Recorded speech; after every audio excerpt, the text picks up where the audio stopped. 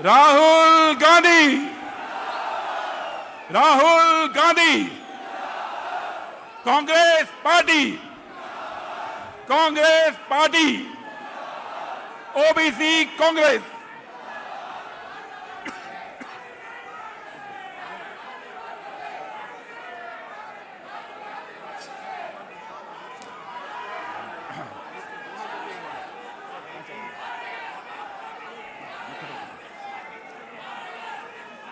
आदरणीय राहुल गांधी जी का ओबीसी समाज के चैंपियन का यहां पे स्वागत है। राहुल जी, ये वो भीड़ है जो कांग्रेस के लीडर्स की भीड़ है। कुछ दिन पहले तक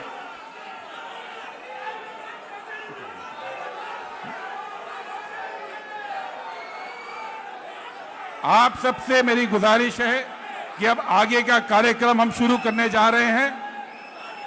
हमारे बीच में ओबीसी डिपार्टमेंट के हमारे अध्यक्ष सम्मानित अनिल जय हिंद जी, हमारे प्रिय डॉक्टर साहब हैं, और मैं उनसे पहले रिक्वेस्ट करूंगा कि राहुल गांधी जी का स्वागत सबकी ओर से किया जाए।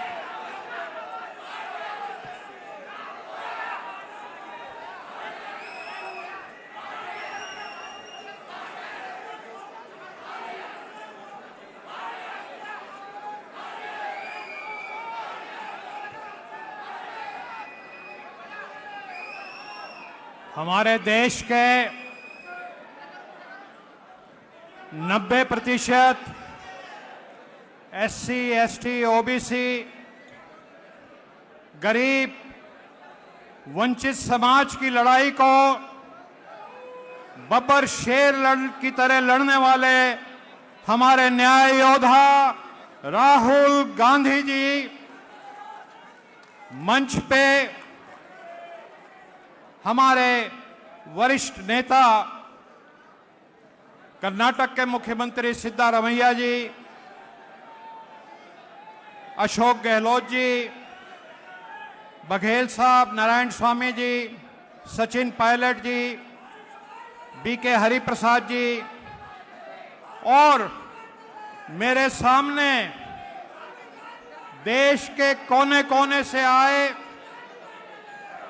दिल्ली, हरियाणा, राजस्थान, मध्य प्रदेश, उत्तर प्रदेश, बिहार, झारखंड, उड़ीसा, तेलंगाना, आंध्र प्रदेश, कर्नाटका, महाराष्ट्र, गोवा, केरल, तमिलनाडु, आज इस हॉल में सभी प्रदेशों के ओबीसी डेलीगेट मौजूद हैं। आप सबकी तरफ से मैं हमारे न्याय योद्धा राहुल गांधी जी का हार्दिक स्वागत करता हूं। साथियों, हम सब जानते हैं कि न्याय योद्धा राहुल गांधी जी ने भारत जोड़ो यात्रा की, हजारों किलोमीटर की, धूप में, बारिश में, गर्मी में, सर्दी में, बर्फबारी में। इनकी भारत जोड़ो यात्रा के बारे में मैं देख रहा था। एक जैन मुनि टेलीविजन पे बता रहे थे, अपनी आंखों देखी। राहुल जी यात्रा में चले जा रहे थे, एक ग्रामीण गांव के इलाके से गुजर रहे थे। उसी रास्ते में एक गरीब बूढ़ा फटे पुराने मैले कुचैले कपड़ों में खड़ा था। वो राहुल जी से मिलना चाहता था। सुरक्षाकर्मी उसको रोक रहे थे। अचानक राहुल जी की नजर पड़ी और राहुल जी ने सुरक्षाकर्मियों से कहा कि इसको आने दो।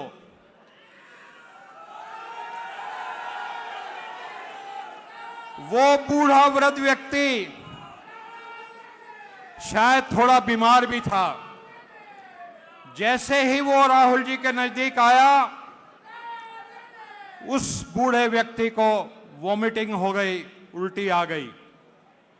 जैन मुनि बताते हैं कि एक स्वाभाविक प्रतिक्रिया होती है, एक मानवीय रिएक्शन होता है कि जब कोई सामने उल्टी करता है तो व्यक्ति पीछे हट जाता है। वो बताते हैं कि मेरे आश्चर्य का ठिकाना नहीं रहा, राहुल जी पीछे हटने के बजाय आगे बढ़ करके उस बूढ़े को गले लगा लिया और उसकी पीठ सहलाने लगे।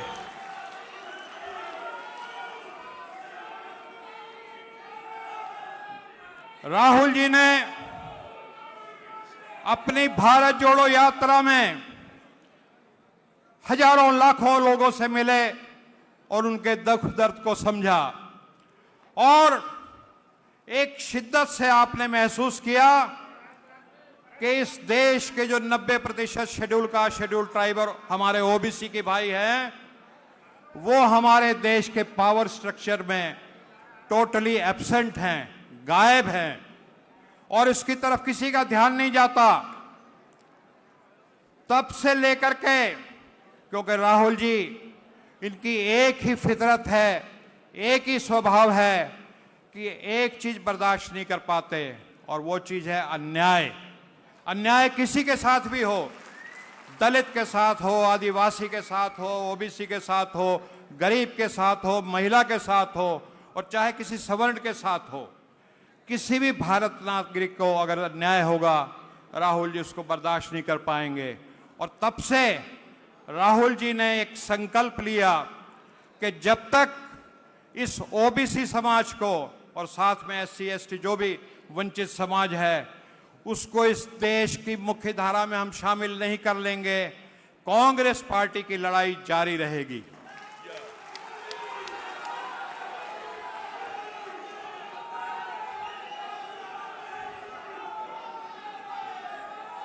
राहुल जी का मानना है और ये बात आपने हमारे इलाहाबाद के संविधान सम्मेलन में भी कही थी कि कल्पना कीजिए एक हवाई जहाज है और उस हवाई जहाज में 10 इंजन हैं, लेकिन उस 10 इंजन में से सिर्फ एक इंजन में पेट्रोल जा रहा है, तो वो हवाई जहाज क्या उड़ेगा। और जिस दिन उस हवाई जहाज के 10 इंजन में पेट्रोल जाना शुरू हो जाएगा, वो असली उड़ान लड़ेगा। और इसीलिए जिस दिन इस देश के 90% वंचित समाज मुख्य धारा में शामिल हो जाएंगे, ये देश नई बुलंदियों को छुएगा और यही अब कांग्रेस का अगला एजेंडा है। कांग्रेस पार्टी 1885 में बनी, तब कोई एमपी एमएलए बनने का सपना नहीं था, कोई मुख्यमंत्री बनने का सपना नहीं था, कोई मंत्री बनने का सपना नहीं था। कांग्रेस पार्टी के खून में कुर्बानी है और बड़ी से बड़ी ताकत से भिड़ जाने की, लड़ जाने का जज्बा है। महात्मा गांधी जी उस ताकत से लड़े, कांग्रेसी उस ताकत से लड़े जिसका नाम ब्रिटिश साम्राज्य था, जिसके बारे में कहा जाता है कि आज तक के इतिहास का सबसे ताकतवर साम्राज्य था, जिसके साम्राज्य में कभी सूरज नहीं डूबता था। उस साम्राज्य से आप कांग्रेस के हमारे पूर्वज पुरखे लड़े और आज 90% वंचित समाज को उनकी भागीदारी दिलाने के लिए कांग्रेस पार्टी लड़ रही है। लेकिन साथियों, जब आप मनुवादी ताकतों से लड़ते हैं तो पूरे ब्रह्मांड की मनुवादी ताकतें एकजुट होकर के आपके खिलाफ हो जाती हैं। राहुल जी के ऊपर 38 एफआईआर हो चुकी हैं, 38 एफआईआर, और वो कोई निजी कारण से नहीं हुई। अभी बिहार में राहुल गांधी जी गए, राहुल जी दलित छात्रों से दरभंगा में मिलना चाहते थे, संवाद करना चाहते थे। क्या ये गुनाह की बात है? लेकिन इस बात पे राहुल जी के ऊपर एफआईआर हो गई। इनको जेल डालने की सजाएं की एक साजिशें होती हैं, इनको घर से बेघर करके इनका सामान बाहर फेंक दिया जाता है। तमाम तरह की गालियां राहुल जी हमारे हकों की लड़ाई लड़ने की वजह से खाते हैं और तरह तरह की धमकियां मिलती हैं। लेकिन राहुल जी एकदम निडर होकर के इस लड़ाई को लड़ रहे हैं। लगभग 1 साल पहले की बात थी, 29 जुलाई का दिन था, पार्लियामेंट चल रही थी और जाति जनगणना के ऊपर बहस हो रही थी और बीजेपी के जो मोदी जी के जो भी हैं वो उछल उछल करके तरह तरह की बातें कह रहे थे। मोदी जी कह रहे थे कि जाति जनगणना की जो बात करता है वो अर्बन नक्सल होता है, वो पापी होता है, तमाम तरह की बातें चल रही थी। उस माहौल में जब न्याय योद्धा राहुल जी का बोलने का अवसर आया तो उन्होंने कुछ 2-3 लाइनें कही। उन्होंने कहा वेदर यू लाइक इट और यू डोंट लाइक इट, लेकिन मैं एक बात कहता हूं, किसी लोकसभा के कार्यकाल में आपकी सरकार के द्वारा मैं जाति जनगणना करा करके रहूंगा। और ये आप बब्बर शेर कार्यकर्ताओं की बात है कि पिछले 30 अप्रैल को इस सरकार ने जाति जनगणना की घोषणा की। अब वो अलग बात है कि किस तरह की होती है, वो तेलंगाना मॉडल पे होती है कि नहीं होती। तो मैं ज़्यादा लंबी बात नहीं कहूँगा, लेकिन एक बात कहूँगा कि आज जो जज्बा, जब देश की आज़ादी के लिए कांग्रेस लड़ रही थी तो मर मिटने का जज्बा था। जेल में जाते थे हमारे पुरखे, लाठियाँ सरों पे खाते थे। आज उसी जज्बे की ज़रूरत है। और मैं राहुल जी आपको बताना चाहता हूं कि यहाँ जितने इस हॉल में बैठे उससे 3 गुना बाहर हैं, वो जो इसके अंदर आ नहीं पाए, और सब के सब अपने खर्चे से आए हैं। यहाँ पे सब बैठे, किसी को 1 रुपया हमने नहीं दिया आने के लिए, किसी को ठहरने की व्यवस्था हमने नहीं की, और सब आपको सुनने के लिए आए हैं। ये सब आपके पीछे ऐसे ही मर मिटने के लिए तैयार हैं जैसे कांग्रेस के हमारे कार्यकर्ता 100 साल पहले रहते थे। तो अब ये भागीदारी न्याय की लड़ाई शुरू हो चुकी है। सब बब्बर शेर आपके पीछे हैं, और जब राहुल जी का नेतृत्व है तो जैसे हमने आज़ादी की लड़ाई जीती थी ऐसे ही भागीदारी की न्याय की लड़ाई भी हम जीतेंगे। आप सबका धन्यवाद। जय जय बापू, जय भीम, जय संविधान, जय हिंद।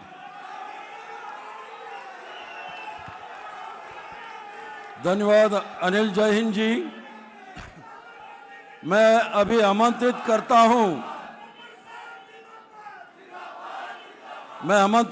हूं पिछड़े और जो नीचे तबके के लोगों के बारे में गहरा अध्ययन किया हुआ डॉक्टर कांचा इलैया, जो तेलंगाना के जो सर्वे किया है उसके बारे में आपके सामने प्रस्तुत करेंगे।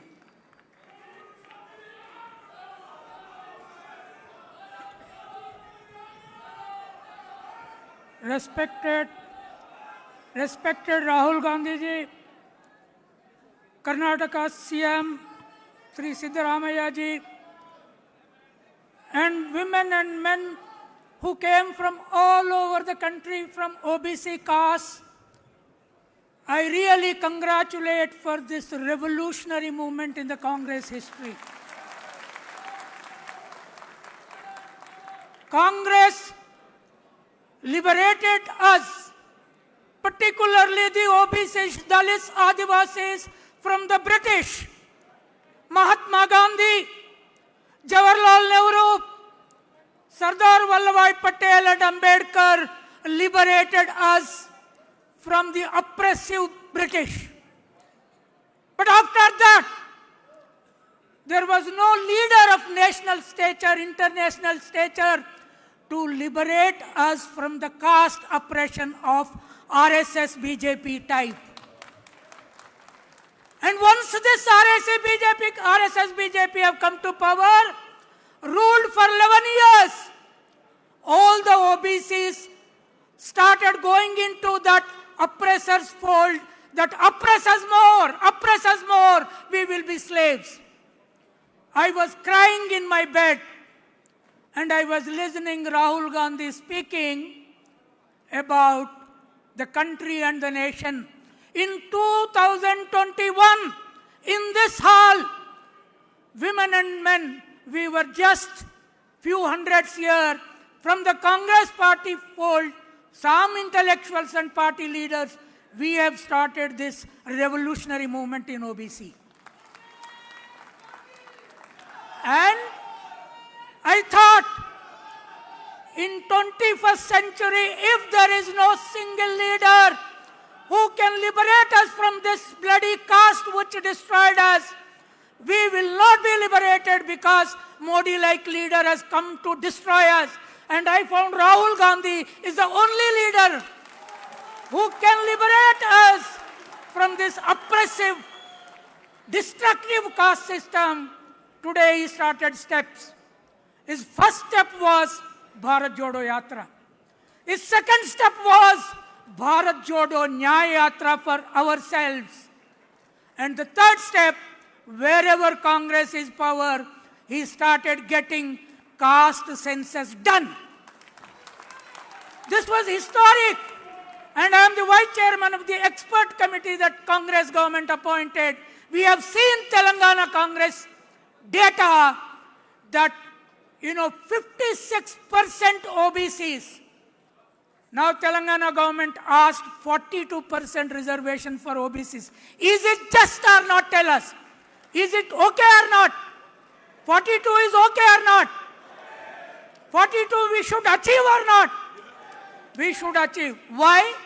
Because in Telangana, the upper castes are only 9.9%, but they are getting 10% reservation. Look at the tragedy. And Rahul ji has come to change that entirely. That is a revolution. That is the revolution that Ambedkar led. That is the revolution that Mahatma Gandhi, therefore he gave. Can anybody imagine in the country and the world? And I think BJP RSS never imagined a person born in Motilal Nehru family, Jawaharlal Nehru family, would give a slogan one day, Jai Bapu, Jai Bhim and Jai Samvidhan. That is Rahul Gandhi. So today, to liberate OBCs, once OBCs are liberated from BJP, BJP will not be in power, it will never come into power at all. The power of the OBCs, Dalits, Adivasis, that I hope Rahul Gandhi, he is facing hundreds of cases. Wherever he goes, there are cases. There are now OBC lawyers, Dalit lawyers, Adivasi lawyers across the country stand up for him and protect from going him to jail. That is our role. We, the intellectuals, the universities, the colleges, the students and women. I have never seen a young woman who stood for women like Rahul Gandhi in my 73 years lifetime. That is the leader that the same Indira Gandhi, same Rajiv Gandhi, same Jawaharlal Nehru whom they are abusing, that family produced this leader for our liberation. Therefore, this is the first historic major Congress meeting of all OBC leaders sitting here on the dais, ever since it was born for the first time because of him. And lastly, yesterday I visited Indira Bhavan. I was so thrilled. The moment I entered, there was big Ambedkar photo there. There was Gandhi there. There were Patel there. And there was Jawaharlal Nehru there. You know what their caste background is? Gandhi was from Banya caste. Ambedkar was from Dalit caste. Patel was from Shudra OBC caste who liberated my own state from Nizam. And Nehru was from Brahmin caste. Rahul is a mix of all castes today. He is a mix of all castes. And therefore, he is our liberator.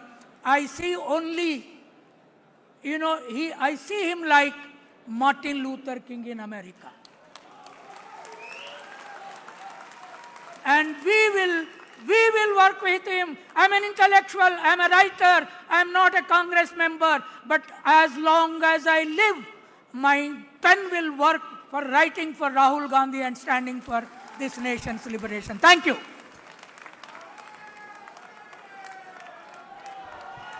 Thank you, Kancha Ilaiah ji, for all the compliments for the true Indian Rahul Gandhi ji. I now invite, मैं आमंत्रित करता हूं छत्तीसगढ़ के पूर्व मुख्यमंत्री भूपेश बघेल जी आए आपके सामने बात करें.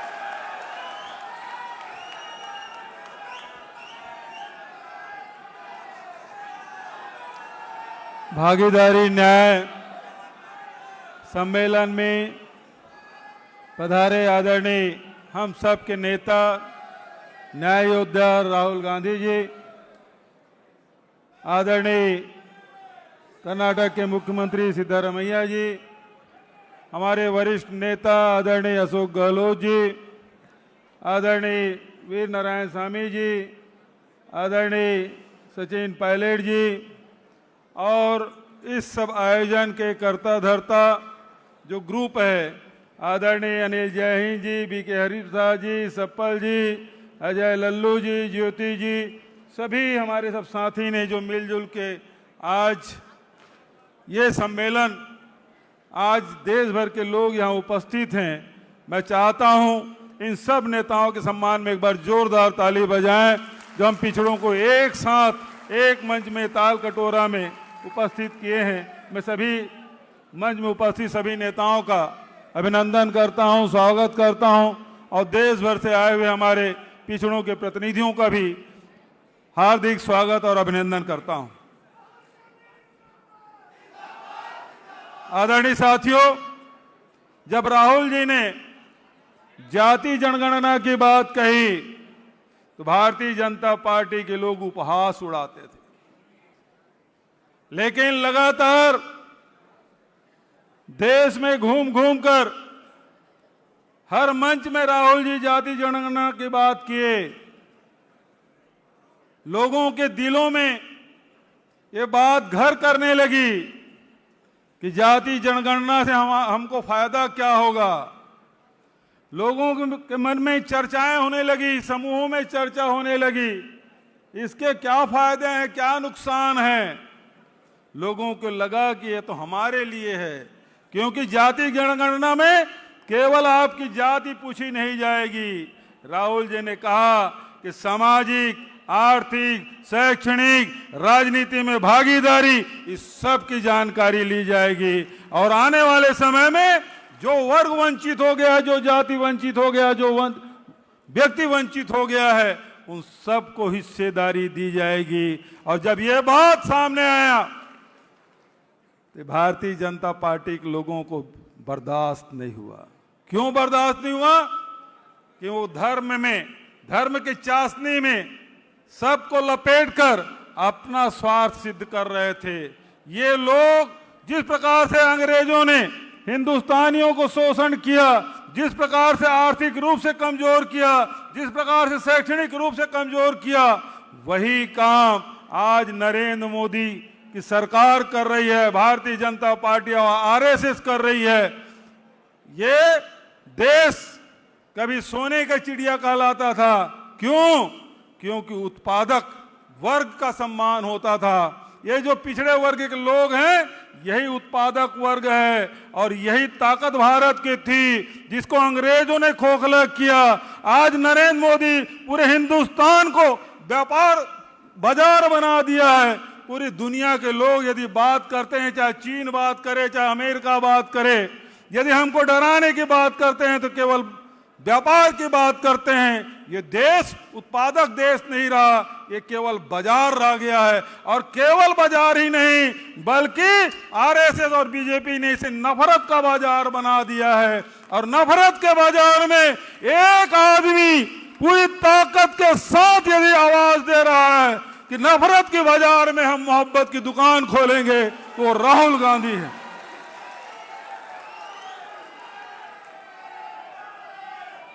तो आज आवश्यकता इस बात की है, एक आदमी मसाल लेके चला है, नफरत के बाजार में मोहब्बत की दुकान खोलने चला है, सबको न्याय और अधिकार दिलाने के लिए चला है। आज धीरे धीरे ये कारवां बन गया और कांग्रेस पार्टी में भी पिछड़ों की बात करने की हिम्मत कोई नहीं कर पाता था। कुछ दुस्साहसी लोग थे, बीके हरिप्रसाद जैसे लोग, सप्पल जैसे लोग, जो पिछड़े वर्ग की बात करते थे, दबे जुबान में बात करते थे, बंद कमरे में बात करते थे। यदि कांग्रेस में भी पिछड़ों को ताकत मिला है, पिछड़ों के आवाज को स्वर कोई दिया है, तो राहुल गांधी जी ने दिया है। और यही कारण है, सम्मेलन तो पहले भी होते रहे, पिछड़ों के सम्मेलन पहले भी होते रहे, लेकिन जो जोश, जो ताकत, जो जज्बा आज ताल कटोरा में दिखाई दे रहा है, ऐसे पिछड़ों के सम्मेलन में कभी दिखाई नहीं दिया है। और इसका मुख्य कारण कोई है तो वो राहुल गांधी जी हैं, जो ताकत पिछड़ों को दिया है। वो अब आवश्यकता इस बात की है। मैं अनिल जय हिंद जी को, बीके हरिप्रसाद जी को, सप्पल जी को, अजय लल्लू जी को, ज्योति जी को और हमारे तमिलनाडु के जो हमारे सांसद ज्योतिमणि, सबको इसलिए धन्यवाद देता हूं कि राहुल जी अकेले चले जा रहे हैं। क्या वो अकेले गरीबों के लिए, वंचितों के लिए, पिछड़ों के लिए लड़ते रहेंगे? क्या हमारी जिम्मेदारी नहीं है? जिसके लिए वो लड़ रहे हैं वो हम क्या चुप रहेंगे? दिल्ली में बैठक बुलाई, पूरे देश के नेताओं की बैठक उन्होंने आमंत्रित किया, सबने विचार व्यक्त किया। और दूसरी बैठक आदरणीय सीतारमैया जी ने होस्ट किया, हम सबको आमंत्रित किया, एजेंडा बना और वहीं तय हुआ कि 25 तारीख को ताल कटोरा में सम्मेलन होगा। तो आज जो ताकत राहुल जी ने दिया है, हम पिछड़े वर्ग के लोग नासुकरे नहीं हैं। हम आपको बताना चाहते हैं, इस मंच के माध्यम से, इस सदन के माध्यम से बताना चाहते हैं कि राहुल जी आपने जो संघर्ष किया, जो रास्ता चुना, वो हमारे लिए है। और हम पूरे पिछड़े वर्ग के लोग राहुल जी के साथ हर कदम से कदम मिला के चलेंगे। मैं आप सबसे निवेदन करना चाहता हूं, खड़े होके एक बार राहुल जी का समर्थन करिए। सबसे निवेदन, राहुल जी का समर्थन करिए। सब लोग खड़ा होके हम संकल्प लेते हैं, हम सब राहुल जी के साथ हैं, इस न्याय की लड़ाई में साथ हैं, हमेशा हम साथ रहेंगे। इन्हीं शब्दों के साथ एक बार जोरदार राहुल गांधी, राहुल गांधी, राहुल गांधी संघर्ष करो, राहुल गांधी संघर्ष करो।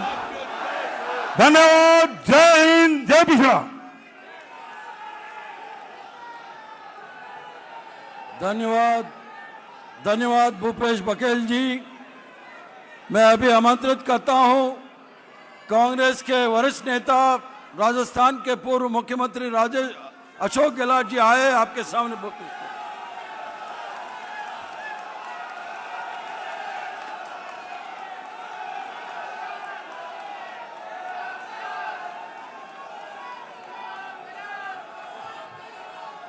हमारे महबूब नेता राहुल गांधी जी, सिद्धरामैया जी, भूपेश बघेल जी, नारायण स्वामी जी, अनिल यादव जी, बीके हरिप्रसाद जी, सप्पल साहब, अजय लल्लू जी, सचिन पायलट जी और तमाम उपस्थित हमारे नेतागण, भाई और बहनों, नौजवान साथियों, अभी आपको आह्वान किया मेरे पूर्व वक्ताओं ने, बघेल साहब ने जो आपको आह्वान किया उसका अलग महत्व है। राहुल गांधी अकेले क्या करेंगे? राहुल गांधी ने एक मिशन के रूप में एक शुरुआत करी। आज़ादी के बाद में पहली बार ओबीसी के बारे में जो आवाज़ उठी है, इसके महत्व को आपको हमको समझना पड़ेगा। अगर आप यहाँ आए हो तो आप अधिवेशन में आते हैं, वापस जाते भी हैं संदेश लेकर के। ये संदेश अलग तरह का संदेश है। आप जो यहाँ बैठे हुए हो वो कार्यकर्ता नहीं है, अधिकांश लीडर्स बैठे हैं, उन्हीं को बुलाया गया है।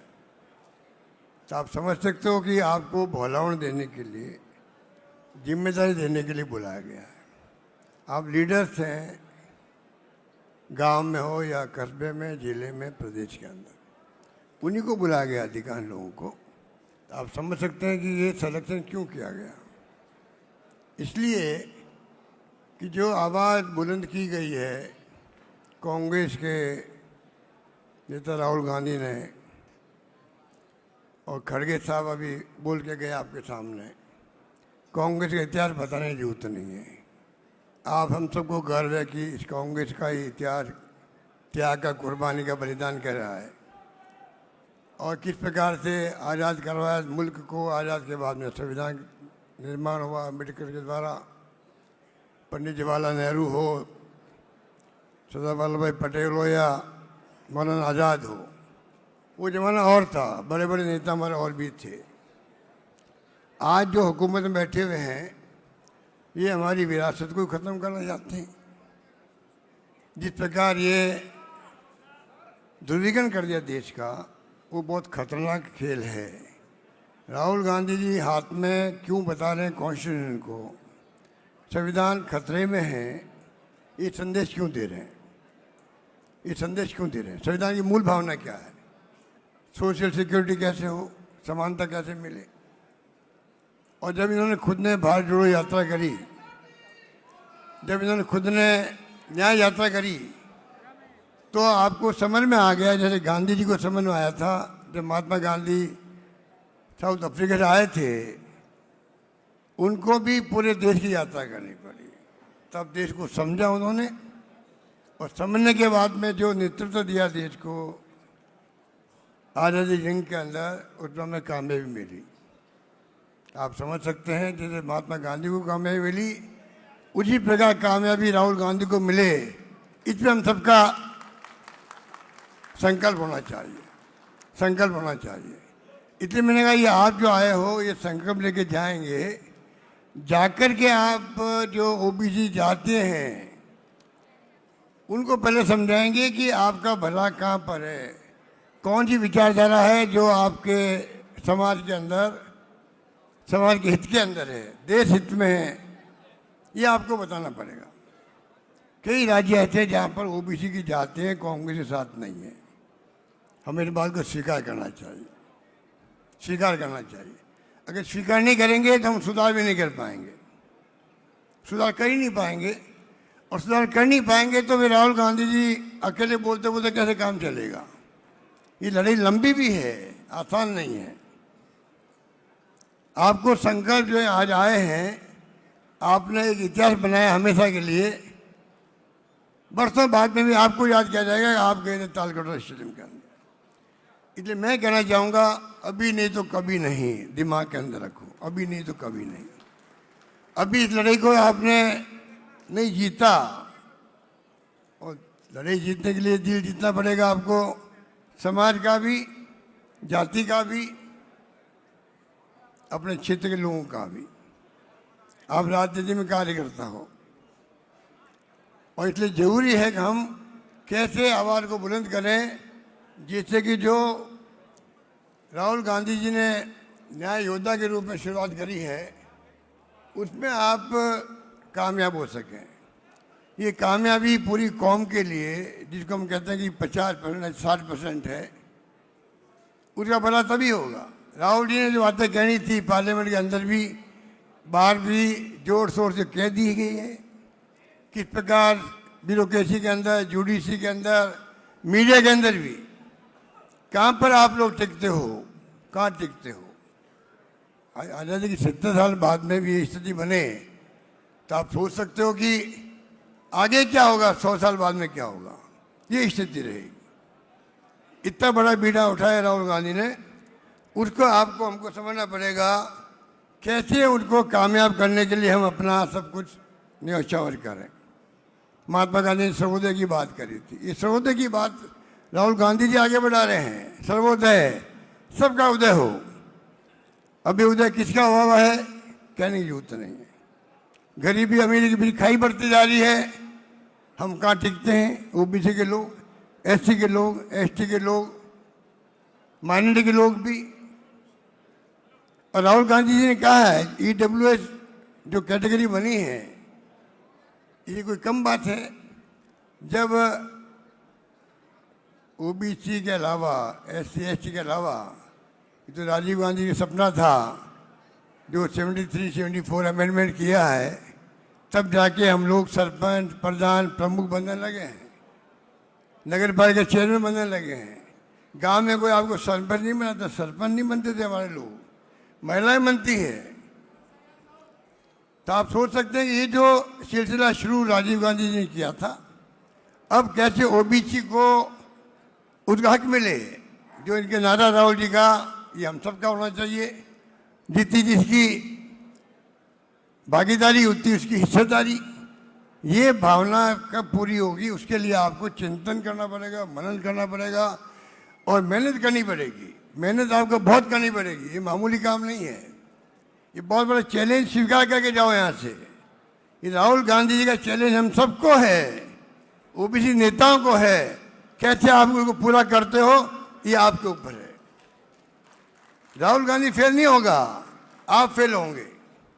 आप फेल होंगे कि एक नेता हमें मिला जिसके पूरे परिवार का ऐसा त्याग बलिदान है जो दुनिया के किसी मुल्क में नहीं होगा।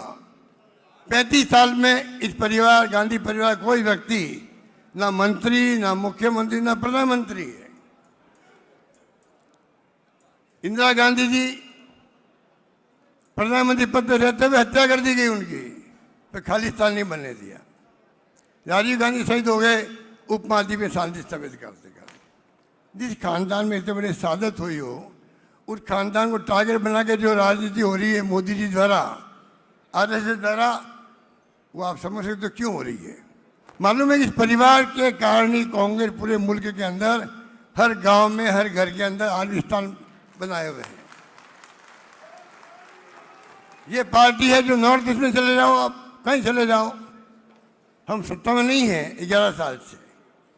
जो झटका दिया मोदी जी को अभी राहुल जी ने, 100 पे आगे लगभग हम लोग, 20-25 सीटें और आ जाती, सरकार नहीं बन पाती उनकी।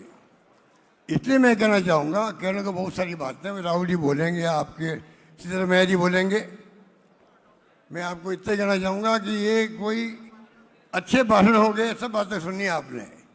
मैं आपसे आग्रह करूँगा, रिक्वेस्ट करूँगा कि ये जो मिशन के रूप में इसको लो। आप जो आए हो लोग, आप यहाँ पर, उन सब की ड्यूटी है जाकर के आप जिस पद पे हो अथवा नहीं हो, काम करने के लिए, राहुल जी का संदेश देने के लिए कोई पद की दरकार भी नहीं है।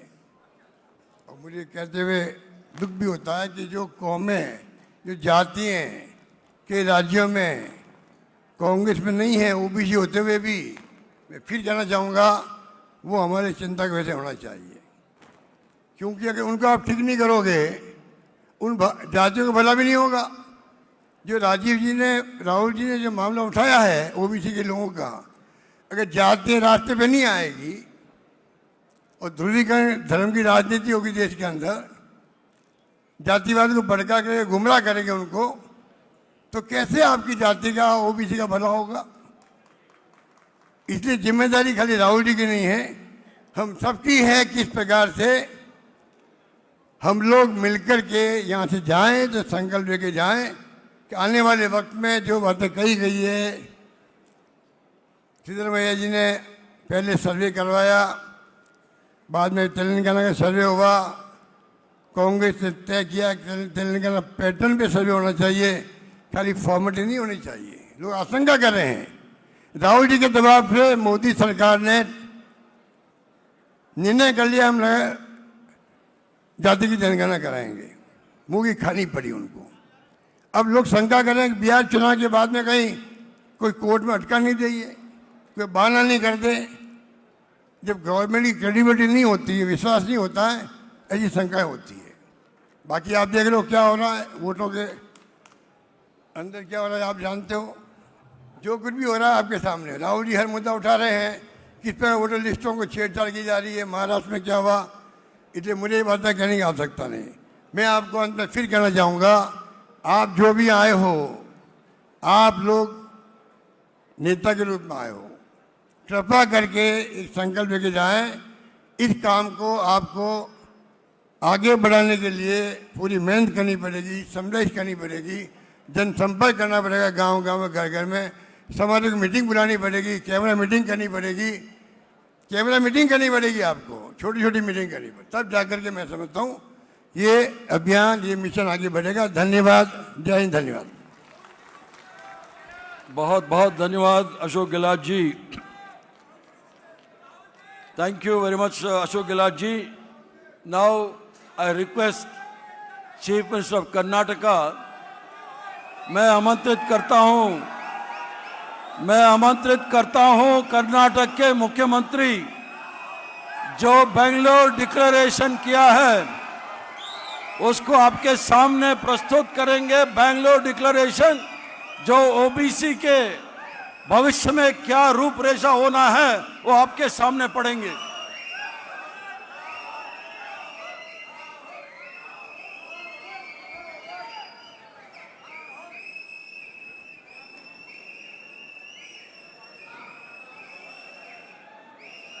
Shri Rahul Gandhi ji,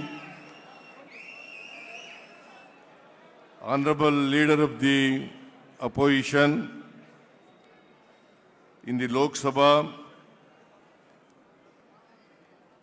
Shri Anil Jai Hind ji, National Chairman of the OBC Department, AICC, the other senior leaders of the OBC on the dais, ladies and gentlemen, friends from the media. Recently,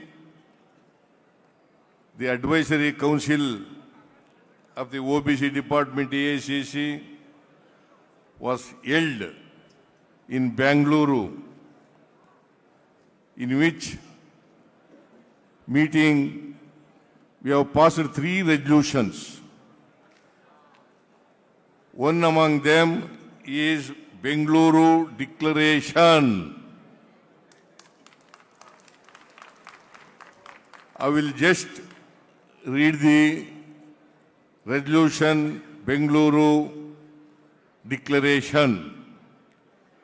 The Advisory Council of the OBC Department of AICC unanimously thank Nyaya Yodha Rahul Gandhi ji for courageously taking up the cause of social justice for the marginalized sections of our country and for OBC in particular. Rahul ji's steely resolve forced the Modi government surrender to the just and constitutional demand for the caste census in India. On behalf of OBC of India, we all thank Nyaya Yodha Rahul Gandhi ji for this historic achievement. But this is not just a milestone. In Rahul ji's courageous and brave leadership, India is destined to realize and achieve the ultimate objective of social transformation leading to social equity in our great nation. We hereby resolve and take vow to continue to fight for justice for all with the flag of our Congress party in our hand under the brave and courageous leadership of our Nyaya Yodha Rahul Gandhi ji. We hereby pass a resolution for an intense and fierce nationwide national campaign for 1.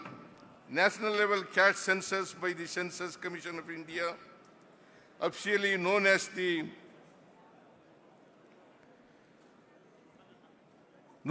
Office of the Registrar General and Census Commissioner, India.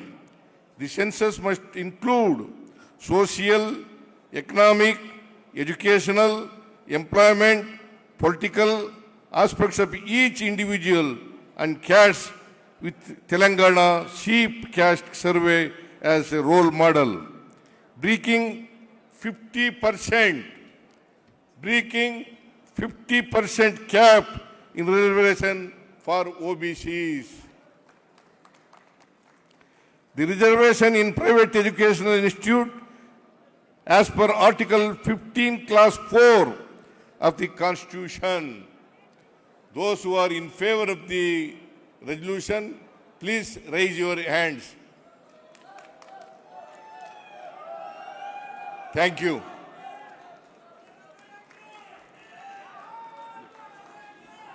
Thank you very much Siddaramaiah ji. Siddaramaiah ji का अनुरोध है जो इस संकल्प के लिए समर्थन करने वाला सब हाथ उठा के एकदम बोलिए धन्यवाद। मैं अभी आमंत्रित करता हूं पिछड़ा वर्ग डिपार्टमेंट के अध्यक्ष अनिल जैन राहुल जी के सामने आपको शपथ दिलाएंगे। आप सब शपथ लेना पड़ेगा। धन्यवाद।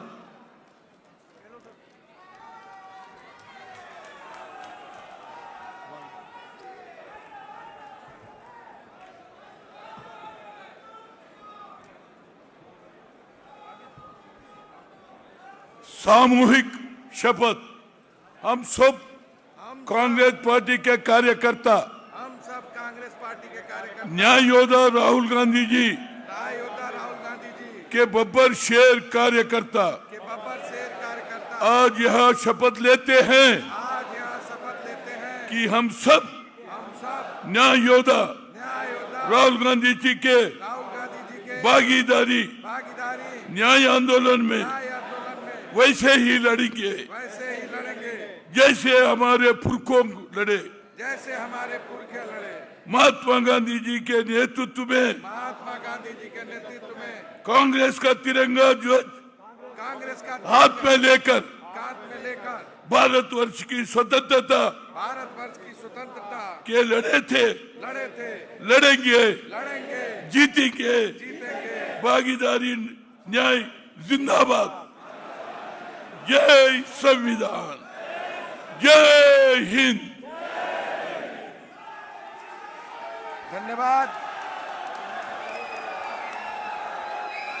मैं आमंत्रित करता हूं हम सबके नेता, जो न्याय योद्धा 140 वर्ष इतिहास में 140 बरस के इतिहास में कांग्रेस में कोई नेता ओबीसी के पक्ष में खुल के नहीं बोला है। आमंत्रित करता हूं राहुल जी आपके सामने बोले। राहुल गांधी, राहुल गांधी। सिद्धरमैया जी, अशोक गहलोत जी, भूपेश बघेल जी, सचिन पायलट जी, विक्रमार्का मल्लू जी, नारायण स्वामी जी, काजी निजामुद्दीन जी, देवेंद्र यादव जी, अनिल जैहिंद जी, एआईसीसी के office bearers, PCC presidents, MPs, MLAs, बाकी सीनियर नेता और सिविल सोसाइटी के हमारे मेंबर्स, मीडिया के हमारे मित्र, आप सबका यहाँ बहुत बहुत स्वागत, नमस्कार।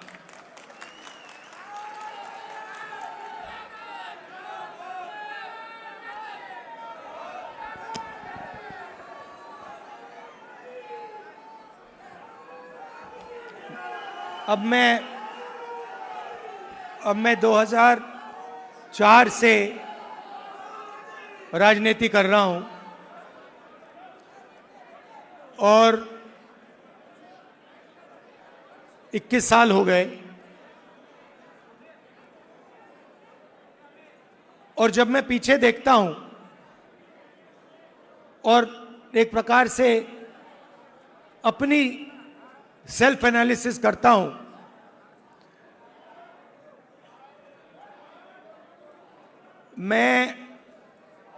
मैंने कहां सही काम किया और कहां कमी रही, तो 2-3 बड़ी इश्यूज दिखती हैं मुझे। जमीन अधिग्रहण बिल किया, मनरेगा किया, भोजन का अधिकार किया, ट्राइबल बिल, न्यामगिरी की लड़ाई लड़ी। अगर मैं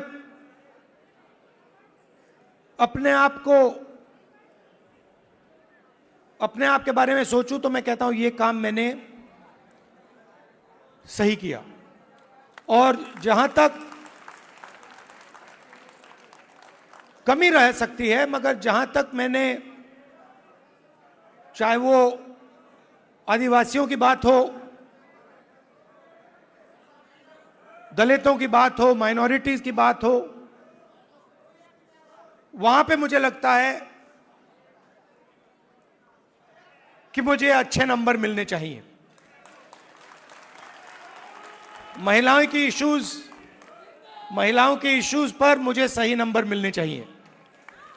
मगर अगर मैं थोड़ा पीछे को देखता हूं तो मुझे एक बात बिल्कुल क्लियर दिखती है कि एक चीज में मेरी कमी रही थी। भैया बोलने दो ब्रदर, बोलने दो, आप बाद में बोलना। तो एक चीज में कांग्रेस पार्टी में और मेरे अंदर भी एक चीज मैंने मिस कर दी, एक गलती मैंने की। क्या थी? जो ओबीसी वर्ग है उसका जिस प्रकार से मुझे प्रोटेक्शन करना था मैंने नहीं किया।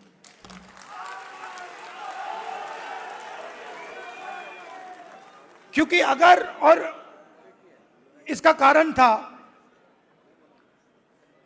आपकी जो इश्यूज थी उस समय मुझे गहराई से नहीं समझ आई। मैं स्टेज से कह देता हूं कि 10 साल पहले, 15 साल पहले जो दलितों के सामने कठिनाइयां थी वो मुझे अच्छी तरह समझ आ गई। वो शायद वो ज्यादा आसान है समझना, वो क्लियर है। अनटचेबिलिटी, उनकी हिस्ट्री है तो एकदम पता लग जाता है। आदिवासियों की भी इश्यूज आसानी से समझ आ जाती हैं। आप उनके इलाके में जाइए, जंगल, जल, जमीन बिल्कुल सामने दिखता है। मगर ओबीसी की जो इश्यूज हैं, जो मुश्किलें हैं, वो छुपी रहती हैं, आसानी से नहीं दिखती हैं। मेरी रिग्रेट क्या है कि अगर मुझे आपकी हिस्ट्री के बारे में, आपकी इश्यूज के बारे में थोड़ा सा भी ज्यादा मालूम होता, मैं तभी जाति जनगणना करा देता। वो निकल गया और मैं स्टेज से कह रहा हूं वो गलती है मेरी, और कांग्रेस पार्टी की गलती नहीं है, मेरी गलती है। और इस गलती को मैं ठीक करने जा रहा हूं। और एक प्रकार से अच्छा हुआ है। मैं सोच रहा था कि ठीक है भाई, गलती हो गई तो अच्छा क्या है। मैं आपको बताऊं कि अगर उस समय जाति जनगणना करवा दिया होता तो जैसा मैं अब जाति जनगणना कराऊंगा वैसा नहीं होता। क्योंकि जो हमने तेलंगाना में किया है, आपको वो पॉलिटिकल अर्थक्वेक है, वो हिंदुस्तान की राजनीतिक जमीन को उसने हिला दिया है। अभी आपको उसका जो आफ्टर शॉक है वो अभी आपको लगा नहीं है, मगर वो काम हो गया है। जैसे सुनामी आई थी ना, मगर जो सुनामी, जिस अर्थक्वेक ने सुनामी बनाई, वो तो आपने देखा भी नहीं, वो समुद्र के नीचे था, है ना। मैंने थोड़ा स्टडी किया, पता लगा कि जब सुनामी आई थी 1000 किलोमीटर लंबी, मतलब क्रैक जमीन में आया था, किसी ने नहीं देखा। उसके बाद में 2-3 घंटे बाद उसका असर दिखा। वही हुआ है तेलंगाना में। मैं आपको बता रहा हूं, 21वीं सदी डेटा की सदी है। मोदी जी कहते हैं data data data, DDD, 4D, 5D, 3D, ऐसे बोलते रहते हैं। सुना ना आपने? 50-60 साल पहले अगर आप पूछते पावर कहां से आती है, लोग आपको कहते पावर तेल से आती है, ब्लैक गोल्ड कहते थे उसको। जिस देश के पास तेल है उसके पास पावर है, वो पूरी दुनिया को कंट्रोल कर सकता है। अगर वही सवाल आज आप पूछें तो ब्लैक गोल्ड नहीं है, आज का तेल डेटा है। और डेटा कंपनियों के पास होता है। आप रिलायंस के पास जाइए, अमेज़न के पास जाइए, वो आपको डेटा दिखा देंगे। किसी भी अस्पताल में चले जाइए, आपको वो डेटा दिखा देंगे। मगर जो डेटा आज तेलंगाना सरकार के हाथ में आ गया है, उसका देश में कोई मुकाबला नहीं है। आज तेलंगाना में हम आपको बता सकते हैं, हम आपको 1 मिनट के अंदर बता सकते हैं कि तेलंगाना की सारी कॉरपोरेट्स में, उनकी सारी मैनेजमेंट में कितने ओबीसी हैं, कितने दलित हैं, कितने आदिवासी हैं।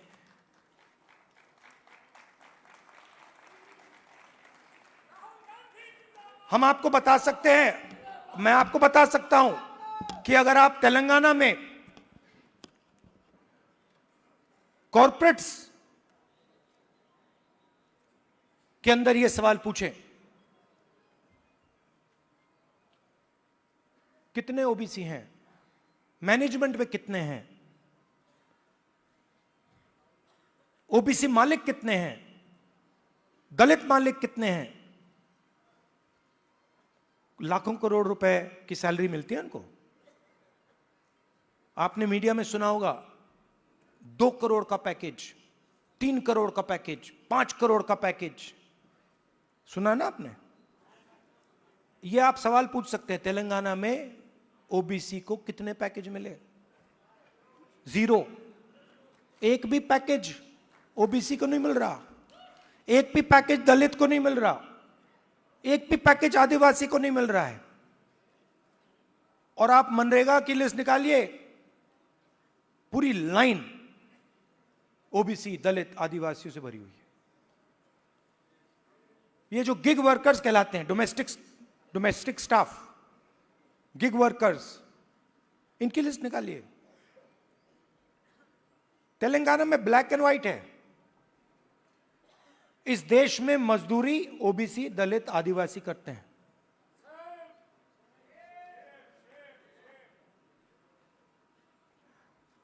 बघेल जी ने बहुत अच्छी बात बोली,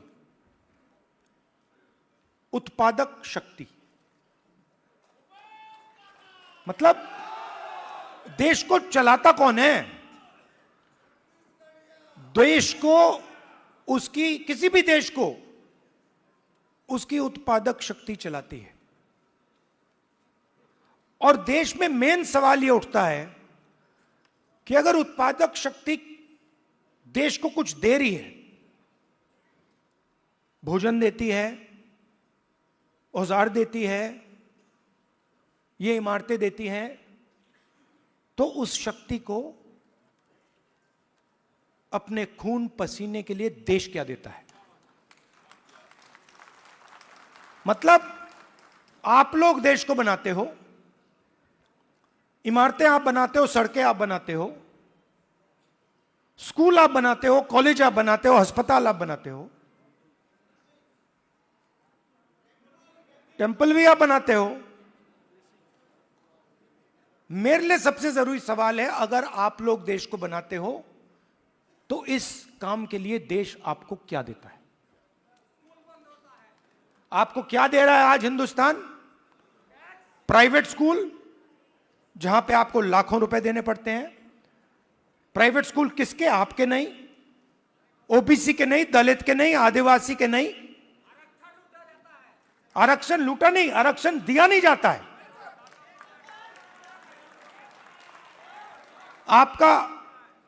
आपके जो ऑफिसर्स हैं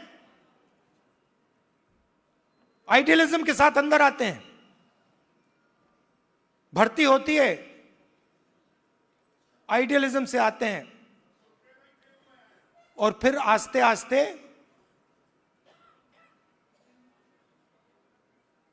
काटे दिया कट दिया जाते हैं। ACR, annual confidential report, OBC Dalit Adivasi अफसरों को हत्या करने का तरीका। रिजर्वेशन आपको दी गई है, मगर फाइनेंशियल मिनिस्ट्रीज को देखिए, डिफेंस मिनिस्ट्री, फाइनेंस मिनिस्ट्री, बड़ी बड़ी मिनिस्ट्रीज को देखिए, और वहां पे आप नेशनल लेवल, मैंने चेक किया, वहां पे मुझे ओबीसी दलित आदिवासी नाम बता दो। मैंने मजाक किया, बजट बना, मिठाई बांटी जा रही थी, याद है आपको, हलवा बांटा जा रहा था, 11 लोग थे वहां पे, 90% आप लोग हो, 50-55% ओबीसी, 15% दलित, 9% आदिवासी, कोई नहीं वहां पे, हलवा बट रहा है, वो खा भी रहे हैं।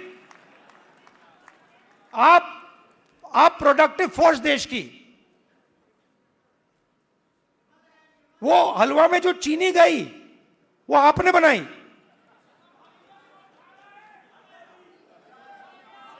वो सब आप कर रहे हो, हलवा आप बना रहे हो और खा हो रहे हैं। तो अब मैं ये नहीं कह रहा हूं कि उनको हलवा नहीं खाना चाहिए, उनको भी खाना चाहिए, मगर भैया आपको भी थोड़ा मिलना चाहिए ना।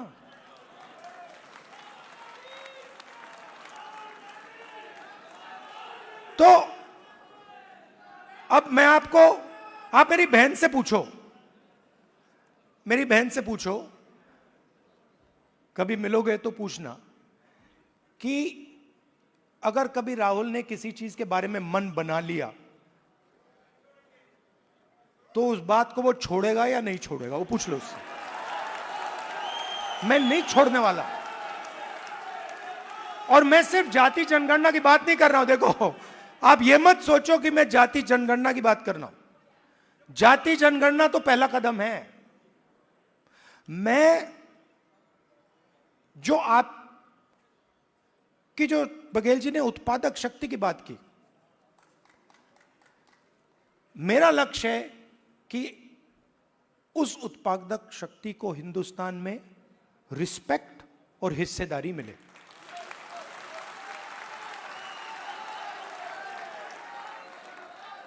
तो आपको लगना चाहिए, हिंदुस्तान के किसान को लगना चाहिए। आज आप हिंदुस्तान के किसान से पूछो आपके बेटे के लिए क्या सपना है, आप क्या सोचते हो, आपका बेटा क्या करेगा, वो आपको कहेगा मजदूरी करेगा। और मैं चाहता हूं कि वो किसान कहे नहीं, मेरा बेटा इस देश का सबसे बड़ा बिजनेसमैन बन सकता है, जो भी वो करना चाहता है वो कर सकता है। अब एक प्रॉब्लम है राजनीति में, सबसे बड़ी प्रॉब्लम पता है क्या होती है? क्या होती है? हां, नहीं, नरेंद्र मोदी कोई बड़ी प्रॉब्लम नहीं है।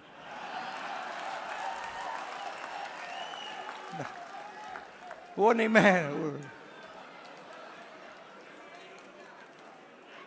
मैं आपको बता रहा हूं, ये आपने अपने सिर पे चढ़ा रखा है, कोई प्रॉब्लम नहीं। ये जो मीडिया वाले हैं इन्होंने बना रखा है, इसका गुब्बारा बनाया, कोई प्रॉब्लम नहीं।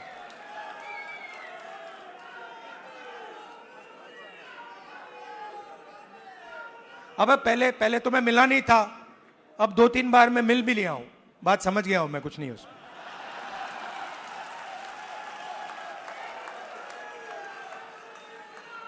शो, पूरा शो है, दम नहीं है, बता रहा हूं। आप लोग मिले नहीं हो, मैं मिला हूं, बैठा हूं कमरे में।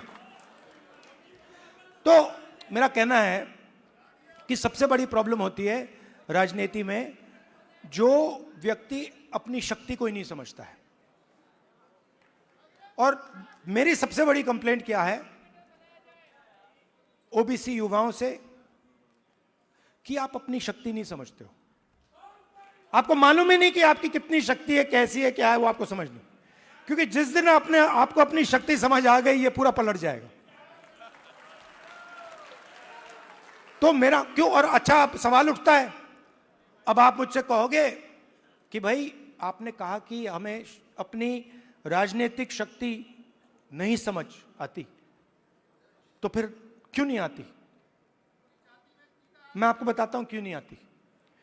क्योंकि नहीं, बांटे नहीं गए हैं। देखिए वो हुआ क्या है, मैं आपको बताता हूं, सुनो। और ये आपको गहराई से समझना होगा। ये आपकी, देखिए, दलितों की हिस्ट्री है, दलितों की हिस्ट्री है ना। देश के दलितों को अंबेडकर जी ने उनकी हिस्ट्री समझाई। और अगर आप आज दलित से पूछें कि भाई आपकी हिस्ट्री क्या है, वो आपको 3000 साल की हिस्ट्री बता देगा। वो आपसे कहेगा देखिए, हमें अछूत कहा जाता था, हमें बाहर रखा जाता था, हमें मारा जाता था। एक सेकंड में आपको बताएगा।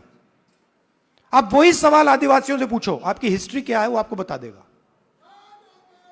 मगर अगर आप ओबीसी से पूछो कि भैया आपकी हिस्ट्री क्या है, आप जवाब नहीं दे पाते हो। इसका कारण है आपकी हिस्ट्री को आरएसएस और बीजेपी ने मिटाया है।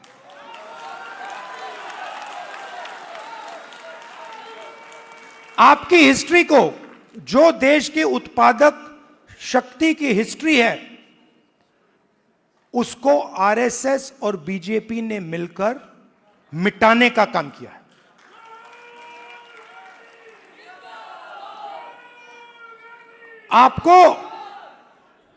आप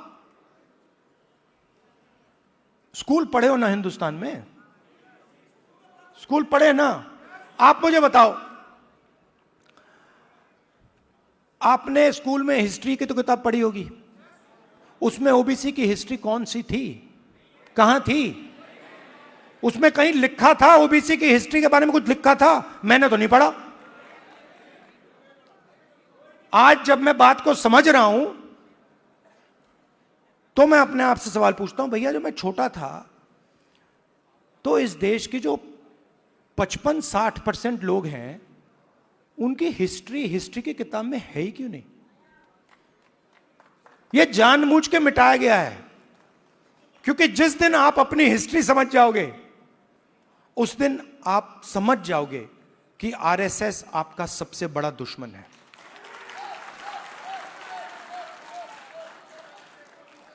और आरएसएस ने आप पर आक्रमण किया है, और यह कोई नई बात नहीं है, यह हजारों साल से आक्रमण कर रहे हैं आप पे, मनुवादी वही। और यह हर लेवल पे होता है, हर लेवल पे होता है। ये एजुकेशन में होता है,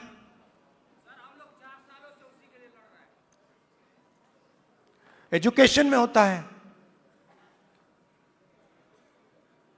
बिजनेस में होता है, जुडिशरी देख लीजिए वहां होता है। सब जगह आपके खिलाफ डिस्क्रिमिनेशन हो रहा है। मोदी जी कहते हैं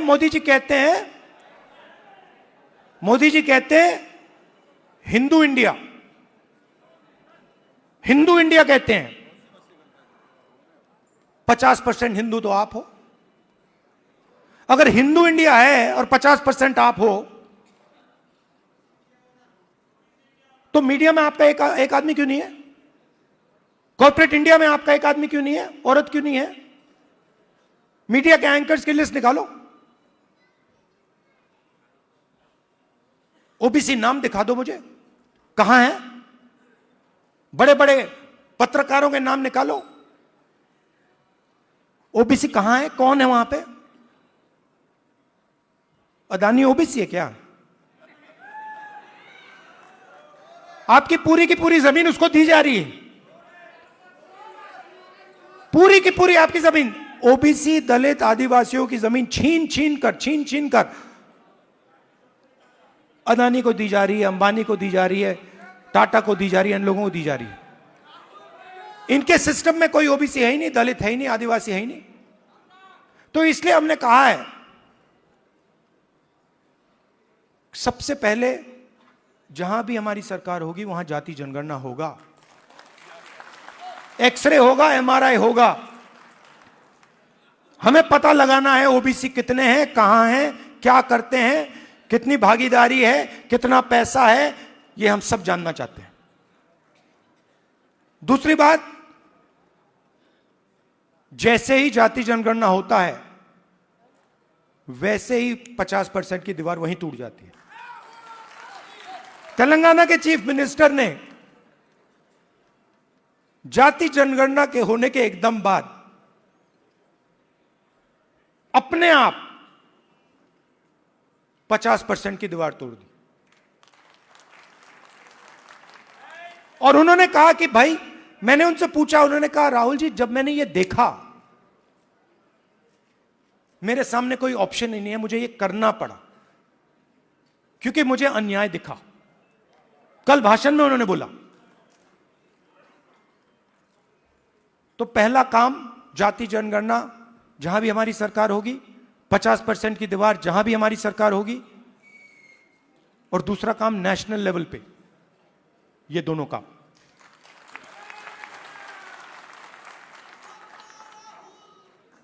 प्राइवेट एजुकेशन में तेलंगाना में बड़ी इंटरेस्टिंग बात आई। तेलंगाना में यह पता लगा कि अगर किसी व्यक्ति के पास शिक्षा है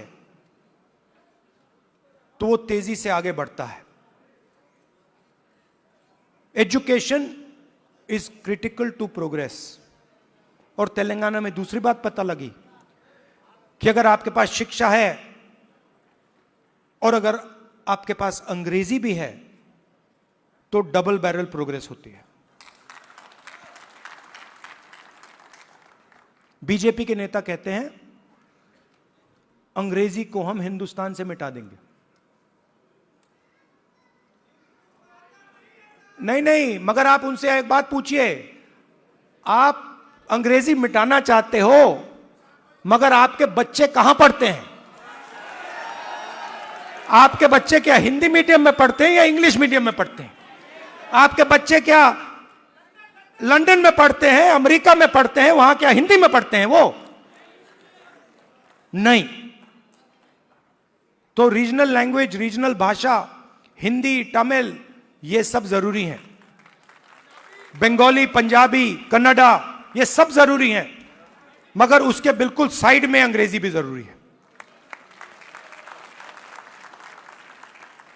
इसीलिए हमारा तीसरा मुद्दा, reservation in private education institutions, मतलब प्राइवेट एजुकेशन सिस्टम में दलितों को, आदिवासियों को, पिछड़ों को रिजर्वेशन। तो ये एक प्रकार से ओबीसी वर्ग के लिए एक पैकेज है। एक कमी रही है जिसको थोड़ा सा आज हमने डेंट मारा है। देखिए, ये जो कांग्रेस पार्टी है ना, ये आपकी भी पार्टी है, हमारी ही है, तो इसकी लगाम आपको पकड़नी पड़ेगी। हमारे सीनियर लीडर बैठे हैं, सिद्धरमैया जी बैठे हैं, चीफ मिनिस्टर हैं, बघेल जी हैं, गेहलोत जी हैं, पायलट जी हैं, नारायण स्वामी जी हैं। ये आइकॉन्स हैं आपके, ये आइकॉन्स हैं, मगर हमें ऐसे और आइकॉन्स चाहिए। इन 3-4 लोगों से नहीं होगा काम। हमें 40-50 ऐसे लोग चाहिए जो हम मतलब पूरे दम से ओबीसी विजन को आगे बढ़ाएं। और आखिरी बात, आप राहुल गांधी बोलते रहते हो, मगर राहुल गांधी, आपकी शक्ति के बिना राहुल गांधी कुछ नहीं है।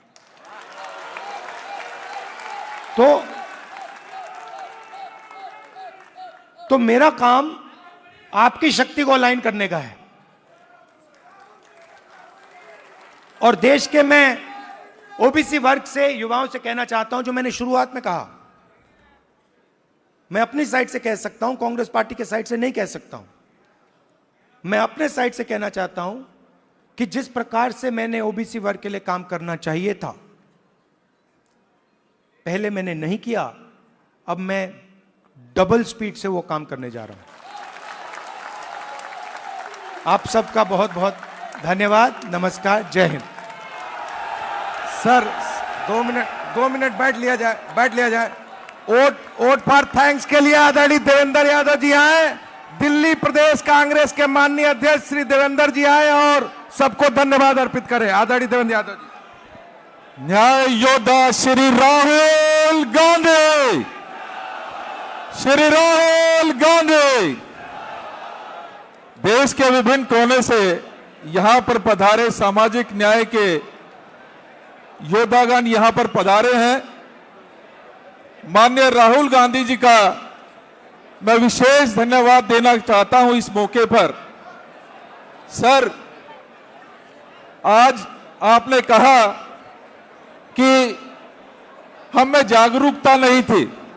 मैं विशेष धन्यवाद देना चाहता हूं माननीय राहुल गांधी जी का कि ना सिर्फ इन्होंने जागरूकता जाहिर की है, बल्कि हम में एकता का संचार करने का भी काम किया है।